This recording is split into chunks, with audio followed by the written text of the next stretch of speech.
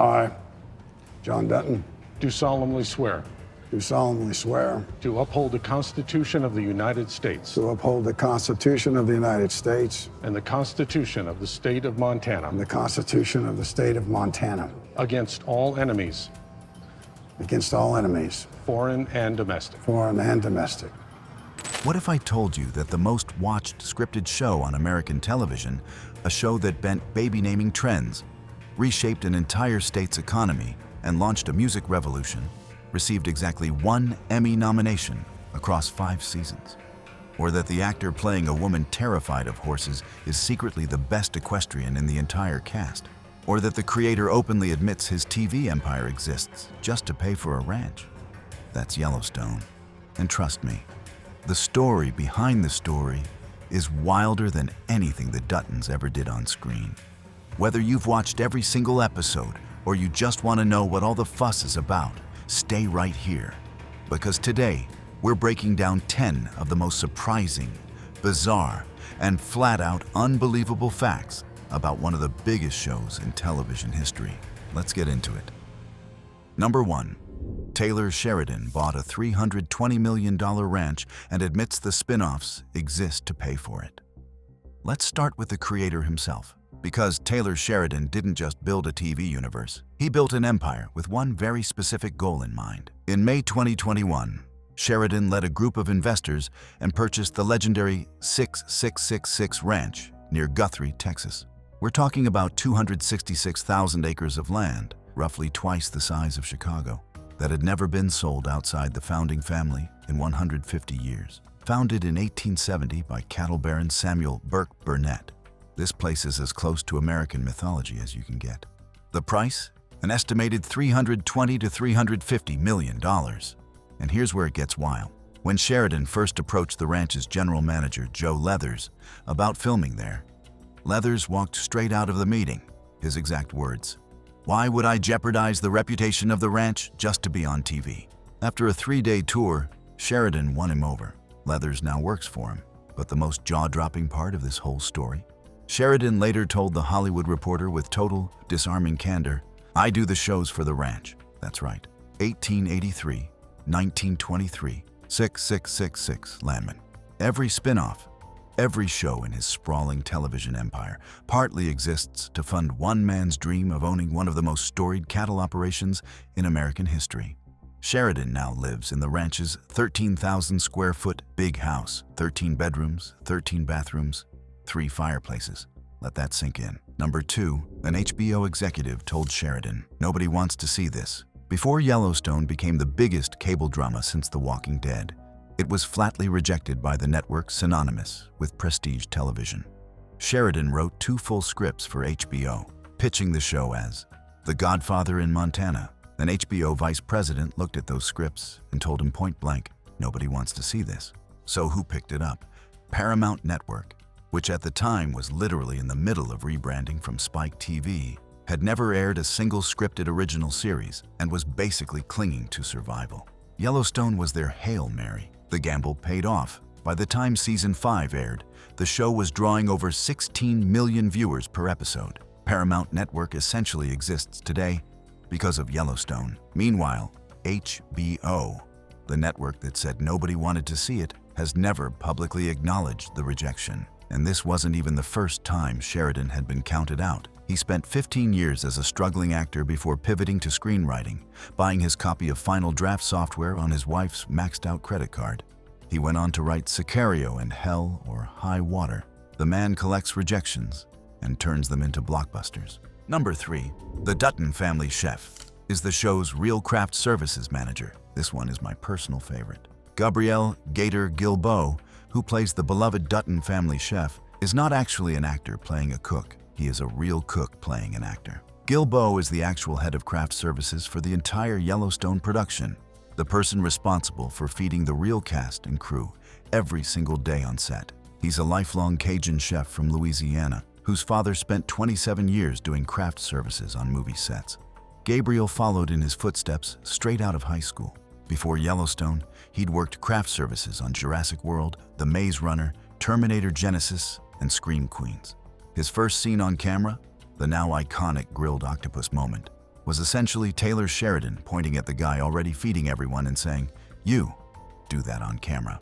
What started as a background bit grew into a recurring character across multiple seasons. And Gator is just one example of Sheridan's method of blurring fiction and reality, casting real cowboys, real horse trainers, real chefs in roles that mirror their actual lives. It gives the show a texture that most scripted television simply cannot fake. Number 4, multiple actors lied about riding horses to get cast, and one bled through his genes to prove himself. Here's the thing about Yellowstone. If you want to be on it, you better know how to ride a horse, or at least pretend that you do. Luke Grimes, who plays Casey Dutton, and Wes Bentley, who plays Jamie, both publicly admitted they lied on their resumes about being able to ride horses. Grimes had never been on one in his life. He later confessed he was scared for the first 2 years of filming. Bentley had pulled the same trick before on another production and got caught almost immediately. To fix this problem, Taylor Sheridan created Cowboy Camp, a mandatory 4-day wilderness immersion. Actors rode 20 miles into the Utah mountains, moved sheep, cooked their own food, and slept outdoors with no cell service whatsoever. No trailers, no assistance, just work. But the most unforgettable story belongs to Jefferson White, who plays Jimmy. A New York City native who had barely seen a horse before being cast, White developed agonizing saddle sores during training and told nobody. He silently bled through his jeans and onto the saddle for days. When Sheridan finally noticed, White looked at him and said, "I'll fix this, I promise." And he did. Number 5, Kelly Reilly is secretly the best horse rider in the entire cast. Here's a plot twist that even Taylor Sheridan couldn't have written better.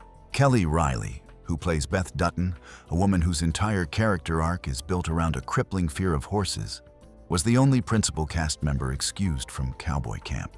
The reasoning was pure character logic. Beth hasn't been on a horse since childhood, when her horse spooked her mother's mare and caused a fatal accident. Having Reilly visibly comfortable around horses would destroy the character's most essential trauma. The twist? Reilly, who grew up in South London, has been an avid equestrian since childhood. English-style riding, years of experience, and Taylor Sheridan himself has called her the best rider in the entire cast, better than the actors who actually play cowboys. While her co-stars were bleeding through their jeans and suffering altitude sickness trying to learn the basics, the British actress playing a woman terrified of horses was quietly the most skilled equestrian on the production. On top of that, to maintain her American accent throughout filming, Reilly barely spoke between takes, avoiding her natural British voice so she wouldn't break character. The dedication is something else. Number 6, John Dutton's rifle belonged to Kevin Costner's real father. Among the quietest and most moving details in the entire series is one that almost no viewer would ever notice. The vintage .30-30 rifle that John Dutton carries, the patriarch's signature weapon, the visual embodiment of everything the Duttons stand for, belonged to Kevin Costner's actual father. Costner revealed this on the Dan Patrick Show. He brought the rifle to set as a personal gesture that connected him to his grandparents' farm in Oklahoma and grounded his performance in something genuinely real. His father became his primary inspiration for how he played John Dutton. He was tough, he was a fighter. He taught me in a way that was designed to win, Costner said. And here's the painful irony of this whole thing. Costner eventually left Yellowstone, the show that made him the highest paid actor on television at $1.3 million per episode, to chase his passion project Western Horizon, an American saga. That film opened to $38.7 million against a $100 million budget. The man who brought his father's rifle to set to play a patriarch fighting to preserve a legacy ended up sacrificing his own television legacy for a personal dream. It's a storyline Sheridan himself couldn't have scripted better. Number 7, the most watched show on television, got exactly 1 Emmy nomination in 5 seasons. Let's talk about the most bewildering statistic in modern television. Across 5 seasons, 56 episodes, and years of being the undisputed most watched scripted program in America, Yellowstone received a grand total of 1 Emmy nomination. 1 for Outstanding Production Design in 2021. It didn't win. The 2023 Emmys were the most jaw-dropping snub. The show was number 1 on all of television, pulling audiences that dwarfed every HBO, Netflix, and network drama, and received 0 nominations. The Television Academy acted like it didn't exist. Industry writers had a field day. Columnists called the snubs kind of moronic and blamed the TV Academy's apparent blind spot for anything perceived as red state entertainment. Others pointed to Sheridan's outsider reputation. He famously sends scripts directly to actors without consulting network executives, runs his empire from a Texas ranch, and doesn't play the awards season game. Here's the bottom line. Reilly never won a major award for Beth Dutton, one of the most iconic characters in 21st century television. Kevin Costner's Golden Globe win for Best Actor remains the show's only significant individual honor, and he couldn't even attend the ceremony because flooding had struck near his California home. The Duttons couldn't catch a break on screen. The show couldn't catch one off it either. Number 8. Ryan Bingham was only hired to write songs until Sheridan found out he was a real cowboy. Ryan Bingham, the Oscar, Grammy, and Golden Globe winner, was brought onto Yellowstone strictly as a songwriter. That was the whole plan. Hire a credible Americana artist, get some authentic music, done. Then Taylor Sheridan learned who Ryan Bingham actually was. Bingham had been a professional bull rider since age 13, traveling the southwestern rodeo circuit. His upbringing was devastating. Both parents were alcoholics, his mother drank herself to death, and his father died by suicide. He left home at 17 to ride rodeos full-time. He eventually channeled all of that pain into music, winning an Oscar for Best Original Song for The Weary Kind from the film Crazy Heart. When Sheridan heard this story, he told Bingham directly, "Man, I gotta get you in the show if you can do all that stuff." He then created the character of Walker, an ex-con, musician, cowboy, specifically for Bingham, essentially a fictionalized version of the man's own life. But the biggest twist? The role also changed Bingham's personal life. He met his co-star Hassie Harrison, who plays Laramie, on the Yellowstone set in 2020. They married in October 2023. The songwriter hired to stay behind the camera ended up finding his character, his craft, and his wife on that Montana ranch. Number 9. Whiskey Myers rose to number 1 on iTunes overnight after a single bar scene. Most bands spend years trying to break through. Whiskey Myers needed one episode of Yellowstone. In Season 1, Episode 4, the Texas Southern rock band appears performing their song Stone in a honky-tonk scene, the moment Rip and Beth share one of their earliest romantic sparks. Taylor Sheridan had personally called frontman Cody Cannon before the show even aired, playing Stone on set to explain exactly the mood he was chasing for the scene. The episode aired, and overnight, Whiskey Myers' album Mud became number 1 on the iTunes country chart. All 3 of their available albums simultaneously entered the top 10. For a band that had been grinding the Texas bar circuit for years, it was an overnight transformation. Cannon called it pretty overwhelming, pretty life-changing. The kicker? The band agreed to appear largely because they were hoping to meet Kevin Costner. Costner wasn't on set that day. They never met him. Yellowstone's music supervisor built the show's sonic identity around deliberately underrepresented artists. Real red dirt, American, outlaw country. And the show became one of the most powerful music discovery engines in television history. Number 10. Yellowstone generated $730 million in Montana tourism and made Rip a top baby name. The last fact isn't just surprising, it's a cultural phenomenon. A study by the University of Montana found that 2.1 million visitors traveled to Montana in 2021 specifically because of Yellowstone, generating $730 million in visitor spending, $44.5 million in state tax revenues, over 10,000 jobs, and roughly $1.1 billion in total economic output. Season 4's production alone spent $72 million in Montana and triggered an additional $85 million in local economic activity. But it didn't stop at tourism. The baby name Rip increased by 2,300% after the show's rise. Dutton became pop culture's #1 baby name of 2022, according to naming trend trackers. Casey exploded across Social Security Administration data.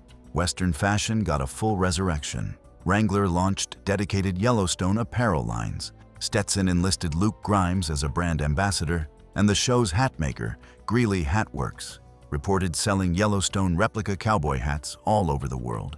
Japan, Australia, all these places. And the Chief Joseph Ranch in Darby, Montana, the real Dutton Lodge, now rents its on-screen cabins at $1,400 per night. Minimum 3 nights, booked months in advance by fans making the pilgrimage. A TV show didn't just reflect American culture, it rewrote it, and that's what makes Yellowstone genuinely unlike anything else on television. Rejected by HBO, staffed by actors who lied about riding horses, built around a creator whose real goal is paying off a $350 million ranch. Its chef is the actual craft services manager. Its musician cowboy character was written specifically around one man's real biography. And despite all of that, despite being the most watched scripted show on American television, the Television Academy essentially looked the other way. The Duttons fight for their land against everyone who tries to take it. Turns out the show itself had to fight the same battle. If you enjoyed this video, hit that like button and subscribe. We dive deep into the stories behind your favorite series every week. Let me know in the comments. Which one of these facts surprised you the most? Drop it below. I'll see you in the next one.